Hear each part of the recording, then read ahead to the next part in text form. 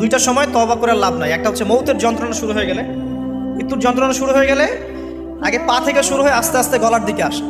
হাদিসে যেমনটা এসেছে, সূরা ওয়াকিয়ার মধ্যেও আছে যে পায়ের দিক থেকে যন্ত্রণা শুরু হয়ে আস্তে আস্তে আস্তে আস্তে এই গলার দিকে আসে, এবং আত্মাটা গলার এখানে যখন চলে আসে, এখান থেকে মালাকুল মউত আত্মাটাকে নিয়ে চলে যায় এবং চোখ দিয়ে তাকিয়ে থাকে মানুষ।